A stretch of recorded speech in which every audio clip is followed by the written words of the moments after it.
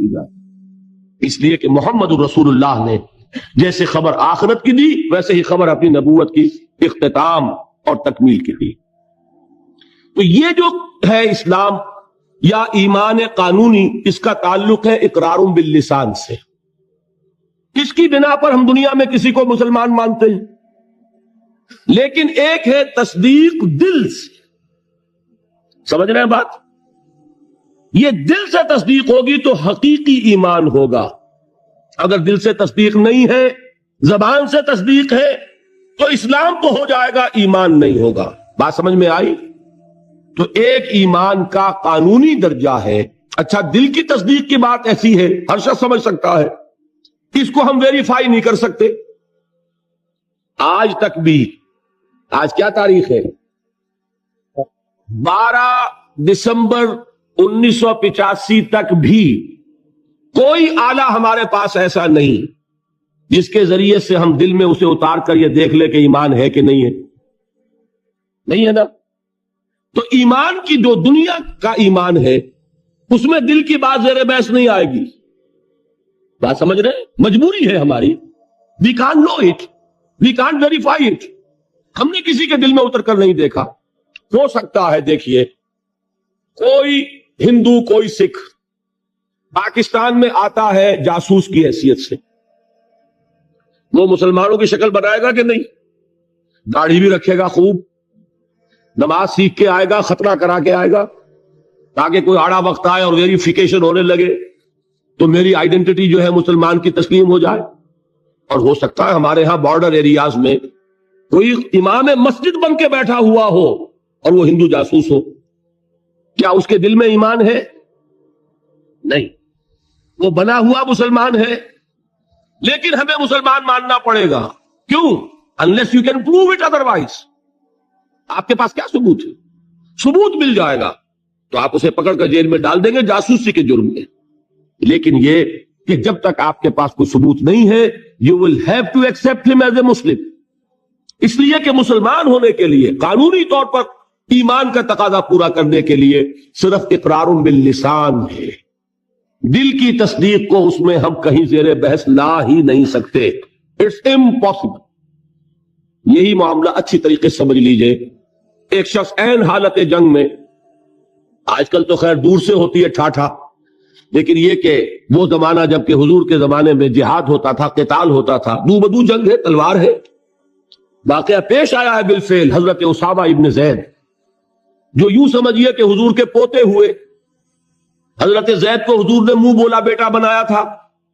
وہ تو جب سورہ احزاب نازل ہوئی اور اللہ نے فرمایا کہ اسلام میں کوئی منہ بولا بیٹا نہیں ہے، لوگ انہیں کہا کرتے تھے زید ابن محمد، حضور نے ان کو متبنہ بنایا ہوا ہے۔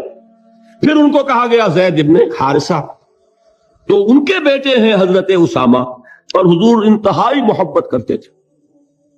ان کا یہ واقعہ ہوا، ایک جنگ میں ایک کافر کے ساتھ مقابلہ ہوا۔ حضرت اسامہ نے جبکہ بالکل وہ زد میں آ گیا، تلوار ان کی اٹھی ہوئی تھی، اس نے فوراً کلمہ پڑھ دیا، اشہد ان لا الہ الا اللہ واشہد ان محمد رسول اللہ۔ اب ان کے لیے ایک پرابلم ہو گیا، تلوار چلے یا نہ چلے۔ انہوں نے یہی سمجھا کہ یہ صرف جان بچانے کے لیے ہیلا کر رہا ہے، بہانہ کر رہا ہے، تلوار نہیں روکی، گردن اڑا دی۔ لیکن دل میں ایک دغدغہ بھی رہا کہ یہ بات پتہ نہیں میں نے صحیح کی غلط کی۔ حضور کی خدمت میں خود پیش کیا معاملے کو۔ حضور نے فرمایا اسامہ، کلمہ شہادت کے ہوتے ہوئے تمہاری تلوار کیسے چلی؟ عرض کیا حضور اس نے صرف جان بچانے کے لیے کلمہ پڑھا۔ حضور نے اس کی نفی نہیں کی، لیکن یہ فرمایا کہ اسامہ قیامت کے دن کیا جواب دو گے جب کلمہ شہادت تمہارے خلاف استغاثہ لے کر آئے۔ اس کلمہ شہادت اور قانونی ایمان کی یہ اہمیت ہے۔ اور مثال سننی چاہتے ہیں؟ قصر خلافت کا محاصرہ کیا ہوا ہے، حضرت عثمان 50 دن تک محاصرہ ہوا، پانی کٹا ہوا ہے، کوئی رسد جانے نہیں دی جا رہی۔ حضرت عثمان کو معلوم ہے یہ باغی ہیں، معلوم ہے کہ یہ لوگ اسلام کی صرف انہوں نے ڈھال لی ہوئی ہے، یہی ہے جو فتنہ پیدا کر رہے ہیں، لیکن وہ ڈھال قانونی ایمان کی ڈھال ہے، کلمہ شہادت ادا کر رہے ہیں، کوئی جرم ابھی ثابت نہیں ہو سکا، ابھی تو انہوں نے قتل نہیں کیا حضرت عثمان کو، شہید نہیں کیا، تو کسی جرم کے وقوع میں آنے سے پہلے اس کی سزا کیسے دے؟ حضرت عثمان کا جو فیصلہ تھا، بعض لوگ ناسمجھ لوگ، کم سمجھ لوگ، بلکہ میں سمجھتا ہوں کہ نیتوں میں فطور ہے جو یہ کہتے ہیں کہ حضرت عثمان نے یہ بڑا غلط کیا، بڑی کمزوری دکھائی، معاذ اللہ ثم معاذ اللہ۔ یہ وہی تو بات ہے، حضرت عثمان تلوار کیسے اٹھائیں جبکہ وہ کلمہ شہادت کی ڈھال رکھتے ہیں؟ کیا کہا تھا انہوں نے کہ میں ہرگز اپنی تلوار کو کسی کلمہ گو کے خون سے رنگین کرنے کے لیے تیار نہیں، یہ مجھے شہید کرنا چاہتے ہیں کر دیں، لیکن میں اپنی جان کے تحفظ میں کسی کلمہ گو کا خون نہیں بہاؤں گا، اس لیے کہ یہ کلمے کی ڈھال بہت بڑی ڈھال ہے، جس کو کہ حضرت اسامہ، حضور فرما رہے ہیں کہ اسامہ کیا جواب دو گے قیامت کے دن جب یہ کلمہ شہادت تمہارے خلاف استغاثہ لے کر آئے؟ یہ ہے اس قانون کی اہمیت۔ قانونی ایمان اس دنیا میں انتہائی اہمیت کا حامل ہے۔ حضور نے فرمایا کہ ایک مسلمان کی جان اور اس کی آبرو اللہ کی نگاہوں میں اتنی محترم ہے جتنا کعبہ۔ یہ تو آج ہمارا حال ہو چکا ہے کہ مسلمان کے خون سے خنجر آلودہ کر رہا ہے، مسلمان کی گردنیں کاٹ رہا ہے۔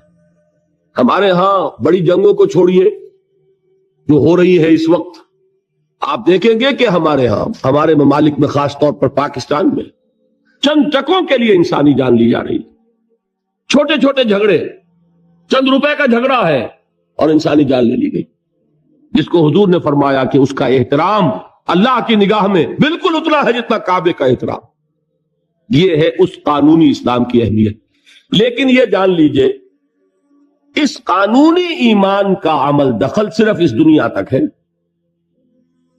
آخرت میں سابقہ پیش آئے گا اس ہستی سے جو ہماری طرح لاچار نہیں ہے، وہ دلوں کے حال کو جانتی ہے، علیم بذات الصدور ہے، وہ جانتی ہے یعلم ما تسرون وما تعلنون، اللہ تو جانتا ہے جو کچھ تم ظاہر کرتے ہو اور جو کچھ تم چھپاتے ہو، واللہ علیم بذات الصدور، وہ تمہارے سینوں کی کیفیت کو جانتا ہے۔ لہذا یہ قانونی ایمان کیا مانی؟ اگر صرف اقرار باللسان ہے اور تصدیق بالقلب نہیں ہے، یہ ایمان دنیا میں معتبر ہوگا، دنیا میں ایک مسلمان کی حیثیت سے تسلیم کرا لے گا، اس کو تمام لیگل رائٹس، تمام constitutional rights of a Muslim in an Islamic state, تمام legal and moral rights of a Muslim in an Islamic society, he will be entitled to everything. ہر حق اسے حاصل ہے، لیکن آخرت میں معاملہ ہوگا اس ایمان حقیقی کی بنیاد پر جو قلبی تصدیق کے ساتھ۔ تصدیق ہے تو مومن قرار پائے گا، تصدیق قلبی نہیں ہے تو مومن نہیں قرار پائے گا۔ یہ البتہ ہے اس تصدیق قلبی کے مدارج ہوں گے، یقین کی گہرائی، جیسا کہ میں عرض کر چکا، کہاں ابو بکر اور علی اور عمر اور عثمان اور طلحہ اور زبیر، کہاں سلمان فارسی، کہاں ابو ذر، کہاں ان کا ایمان، کہاں ہم میں سے کسی کا ایمان، زمین و آسمان کا فرق ہوگا۔